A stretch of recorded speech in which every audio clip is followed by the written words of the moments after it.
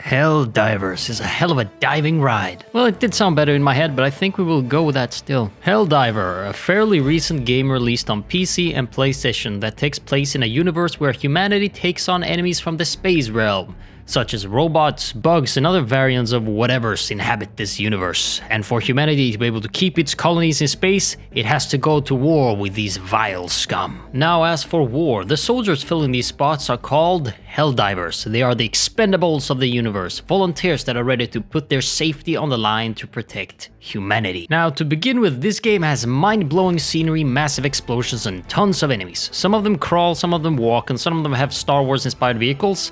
It is truly a vast world. Now, to be completely honest, all this footage was recorded on a PC, but my main experience of the game was taking place on the good old PlayStation 5. I will say that the game itself looks bigger than it is, with its vast expansion of planets consisting of 253 planets and 53 sectors. It really sounds like a lot, but many worlds tend to feel the same and work very similar. Other than that brief, short explanation of this wonderful game, I will get into describing some of the enemies you may encounter. Although there are 53 sectors and 253 planets, there are only two types of enemy races that you will encounter: the Automatons and the Terminids. Now, a brief explanation of all of these enemies you will encounter. The Automatons are robotic warriors that tend to use machinery such as gun, tanks, and cannons to fight the Helldivers and push them out of the region. The Automatons are cyborgs created during the First Galactic War to combat Super Earth and are one of the two current enemies to the Helldiver, the other being the Terminids. Now, in comparison with describing the enemy variants of the Terminids, this will be significantly easier, and you will see why when I get to the why. First up, the Trooper,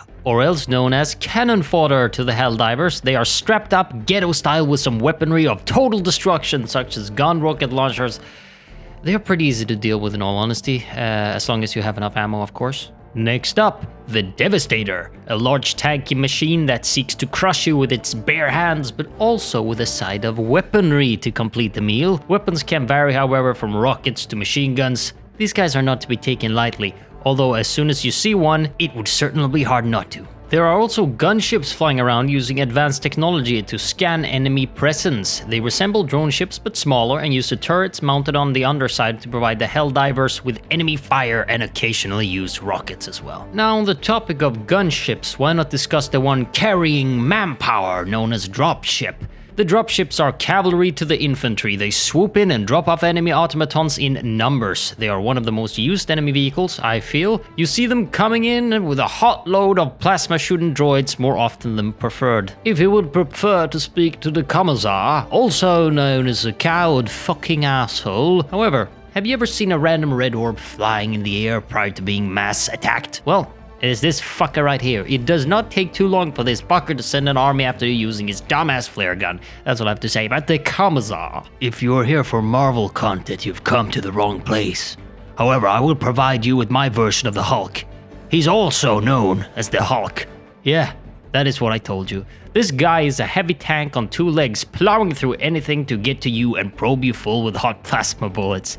That I should be proofreading this. This guy requires all your attention as soon as he appears, so prepare yourself with your orbital precision strikes because you will need them. Next up are these heavy fuckers known as factory striders, or perhaps unofficially known as walkers. These are the first but not the last automatons that can be traced back to a galaxy far, far away. They are packed with cannons, machine guns, so yet again, have your orbital strikes ready for this sucker, unless you have Luke Skywalker on speed dial. Hello, Luke Skywalker! Now, since I'm already losing my mind halfway through, or less than halfway through, I will thank the sponsor of today's video. I don't have a sponsor of today's video, but I'm looking forward to be able to say that in the middle of the video, even though we're not even halfway yet. I just, I'm looking forward to that. I'm preparing myself, I'm training myself to be able to do that smooth transition. So thank you all for enduring that. This guy is known as the ATST and can also be traced back to a galaxy far, far away where they were present in the Endor assault.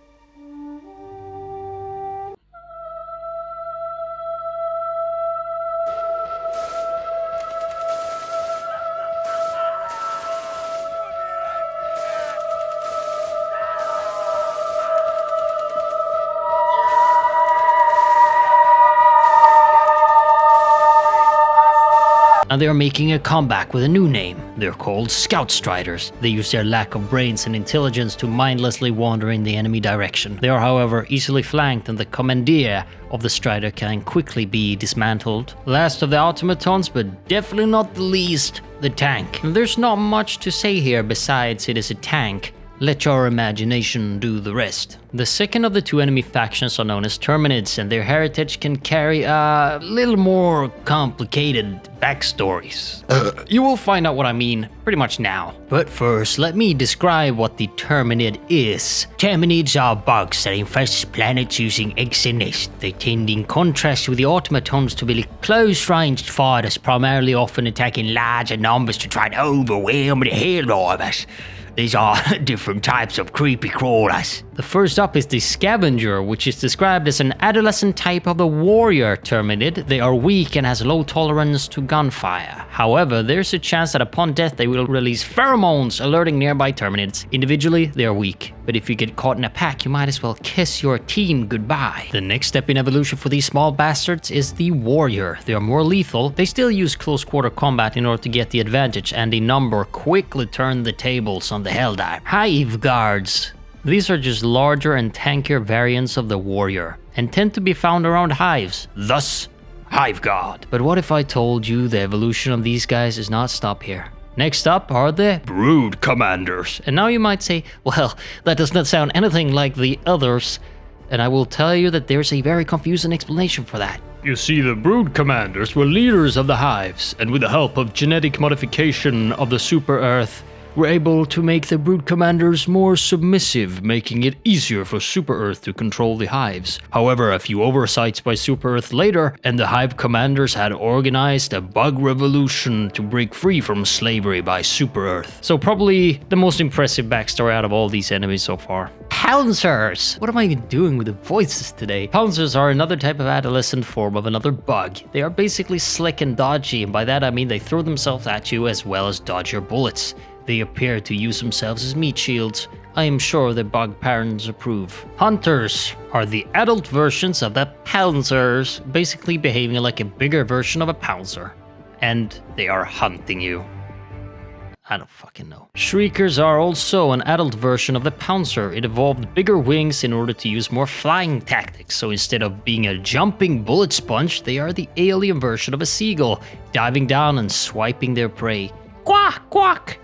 Stalkers appears to be the biggest threat in New York subways, but they also appear to be the biggest variant of this lineage and evolved out of the hunter strain. They are bigger and tankier and do more damage. They also appear to be genetically modified by humans in order to use them. However, this only applies to those you can find in space. Bile Spitter appears to be the adolescent form of another Terminid known as the Bile Spewer. They spit and spew poison at its target, which is most likely to be the Helldiver, let's be honest. They have low armor and health, but is an annoyance when it comes to poison. Next up, surprisingly, Bile Spewers are medium-sized and armored Terminids that spit highly corrosive substance known to us as bile, which makes this Terminid the most logical terminology used in this game. The Nursing Spewers are medium-sized and lightly armored Terminids. They are believed to be a variant of the Bile Spewer. They attack by puking up acidic substances and looking like a bloated Snicker bar covered in orange juice. There's also a subspecies of the warrior known as the Bile Warrior. They are warriors that overproduce the acidic variant known as bile and causes it to appear green, and when shot to death, it gives off a short-term cloud acid.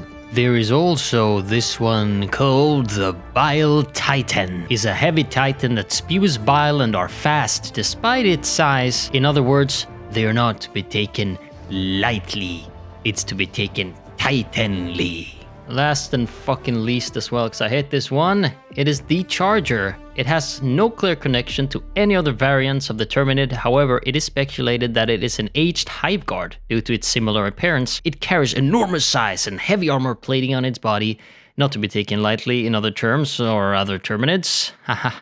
My jokes fall really flat today when I read them out loud. Now that we're finished with all that complicated crap, we can move on to other topics such as the relatively interesting menu. Instead of having a quote-unquote search for lobby screen, this game has implemented all of that into the game itself. You can access other multiplayer or optional single-player missions through the command center. You walk up to the big hologram table and pick a sector, planet, and a mission. You can attack alone or with friends or join an already progressing mission. I became Asian there. And if you're lucky enough, you join in right at the end to reap your unearned reward. If you're less lucky, you can potentially run into bad luck and lose connection right at the end and get none of the reward you're owed. And someone else can hit that lucky end reward by joining in at the right time. So that's the good and the bad. Fortunately though, the server connections are usually very good, but then again, I have played Payday 3, so my expectations are very low.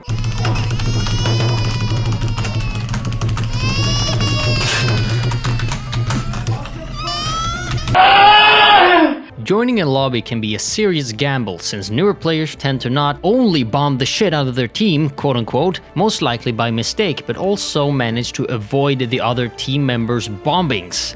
And then end up complaining in the chat like, why did you guys kill me? And I can respond, shut the fuck up, you fucking insert racist remark, you know? Or you can be morally responsible and ignore the fucker completely. Now when it comes to the graphics, there's a lot to get to. Besides the characters not loading in properly sometimes when you first join in, it looks stunning. From the foggy swamps in the Terminid infested sectors to the dried up deserts on the Automaton front, the environment just looks amazing. The vibe feels really befitting to soldiers completing missions on alien planets. Seeing the smoke particles surrounding the flashlight mounted on your rifle just adds that extra little feeling of being out in a swamp somewhere fighting enemies lurking in the shadows ready to ambush you in numbers. While the deserts feel absent of any light, the foggy terrains in the Terminid sectors feel filled with alien ambient lighting everywhere. From glowing plants to Terminid eggs, nothing feels more poisonous than the light flecting from these environments. See, I tried to use a term that required a higher grade of English to sound more sophisticated because I doubt that flecting means anything. I thought if I removed the re from flecting,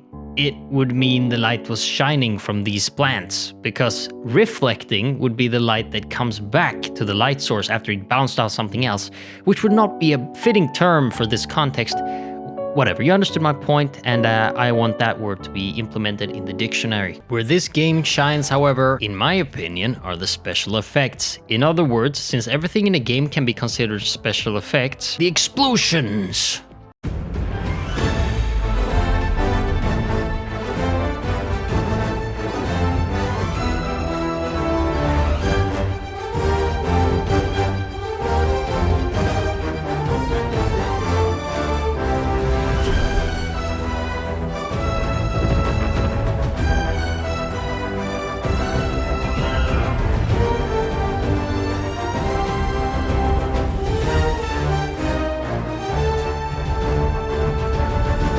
Yeah, that is what I'm talking about, and I don't think you need to say more regarding that. The gameplay consists of different objectives located in different systems located on different planets. The objectives are always given randomly selected in order to get as many unique missions as possible. The goal can be to re-establish the antenna connection, or save civilian workers, or planets, or destroying enemy strongholds, or whatever. To have this go smooth as butter, you need something called stratagems. These little buggers are your biggest supporters. They will always come in to save the day more times during one mission than I got rejected in the 9th grade. These are lifesavers, and the game nor the experience would not be the same without them. If you find yourself in a quarrel with a major enemy, you might can solve it quickly by tossing these like Pokeballs right at them in order to blow them and their entire family to smithereens. The stratagems give the game its trademark, I feel like. It makes the game unique from other third-person shooters.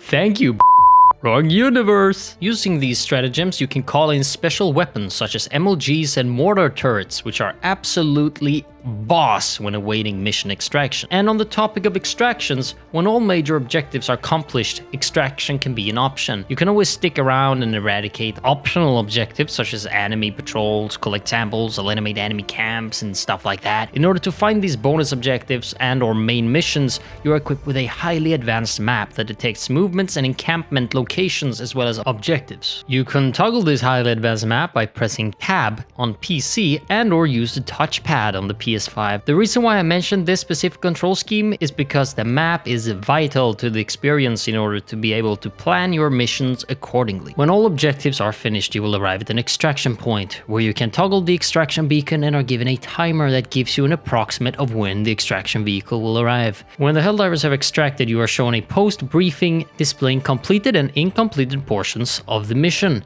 such as bonus objectives, and if anyone was left behind, you will receive a deduction to the overall score, which will in turn affect the amount of XP and points your team will receive. This in order to promote team play, which is in fact what is the best part of this game. Before a mission starts, you can equip what is called a bonus, and will apply to the entire team of Helldivers, which means that if all Helldivers equip one bonus each, the team will have a collective of 4 bonuses, which can be all from leaving the Hellpods fully stocked to reduce damage received overall.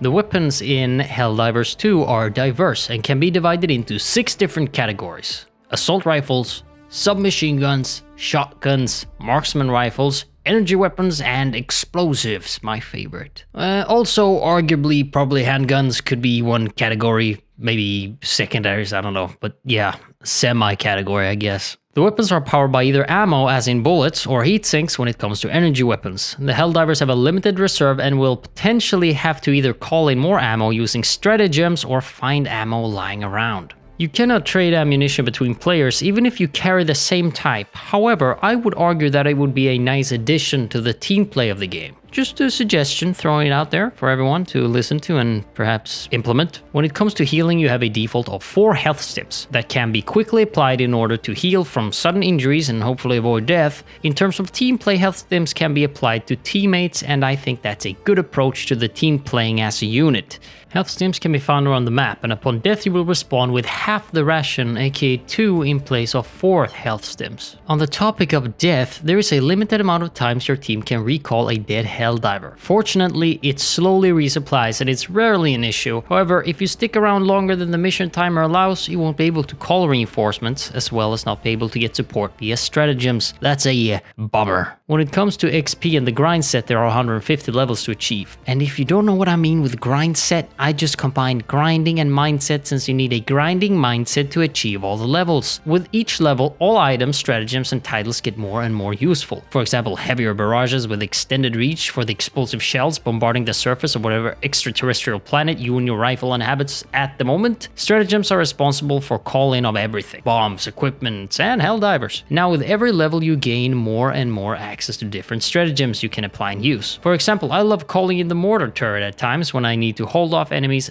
and or defend a position, since it is a stationary turret launching mortars, which makes it a perfect thing for such endeavors. The mortar turret, aka mortar sentry, is unlocked at level 8. Orbital strike is another one of those default and anyone can equip immediately without having to level up, and is useful when you need a precision strike at a certain location, such as a powerful enemy or enemy stronghold. Items will be unlocked all the way up to level 25, and after that you have all you need in order to take on the hardest of the hardest difficulties. Now you can still improve other things such as bonuses and upgrades for certain things like power barrages, reduced time until you get to use it again, but for these upgrades you will need samples mentioned from earlier, which can be picked up during any mission. With the levels you can also acquire various titles such as Space Cadet or Super Citizen. Now the default level 1 is Cadet, and when you reach level 5 you unlock Space Cadet, and so on until level 150, when you can become a Super Citizen of the highest order. These are pretty much what affects the levels, but there are other ways to get good weaponry early. Boosters/bonuses can be applied to the Hellpods before launch. I have mentioned these earlier, as well as they provide bonuses like Helldivers come out of the Hellpod fully stocked on ammo, grenades, and stems. This one is called Hellpod Space Optimization and can be purchased with metal currency. The metal currency are used for boosters, but also acquire weapons, armor, flags, and grenades and such items. To simplify it, you have access to the base battle pass, and it allows you to spend the currency there to purchase different equipment. You have to spend a certain amount of these points per page in order to progress to the next page, so basically a normal battle pass. So you cannot just save all the currency and buy the best weapon early for, well, boring reasons. You can also buy multiple battle passes to buy other weapons than the basic ones, such as I have the Polar Patriots battle pack, and that allows me to gain access to some awesome shit like this suit I wear all the time. The battle passes can be purchased with in-game currency called super credits. These can be found in or outside of the battle passes. They can be unlocked using medals in battle passes, but also found around missions. They are, however, very scarce, so the game really encourages paying real money for some super credits in order to not get left behind on some awesome gear. So yes, the game could be a pay to win a little bit, but since there are options in-game to acquire the same things, it's not PvP, I think it's fair. It's not just fair, it makes me super happy to see some things are not locked behind a paywall exclusively for those who have money or younger kids who cannot pay for it. So fair enough. Now this game is definitely one of the most, in principle, simple games out there as a concept, but it goes really deep and is made really good. Now I recall playing Helldivers 1 on my PlayStation 4 with my brother and sister. It was basically a top-down shooter, much like Helldivers 2. It was all about entering a planet and completing tasks while fucking up some aliens. Now since I moved out and my sister and brother aren't available, I still have my wife, but she does not care about this, so giving me the opportunity to explore the same concept in a new format with deep lore as well as mechanics, hell yeah. Helldivers 2 is a game you can launch up and play some games, take a break, and pick it back up. It feels interconnected with the entire community working on freeing planets from the infestations together as players split up in different squads. It really makes the whole thing work as one big lobby, but in different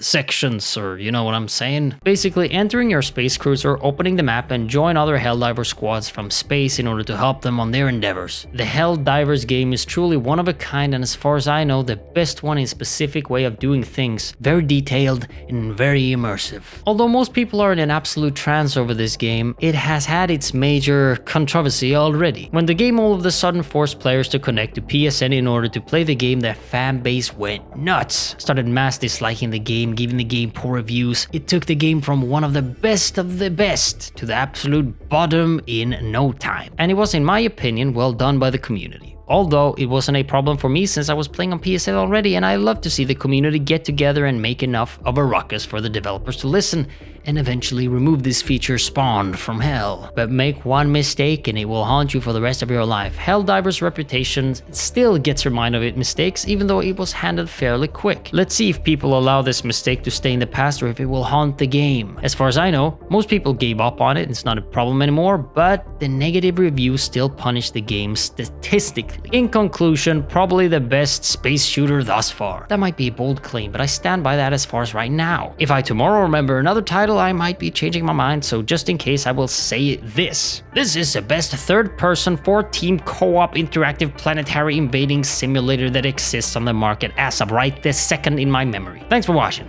Tune back in for the next video. You might be missing out on an epic adventure unless you don't come back. Who knows? See you around, fellas. This has been me, and this video has been it. Goodbye.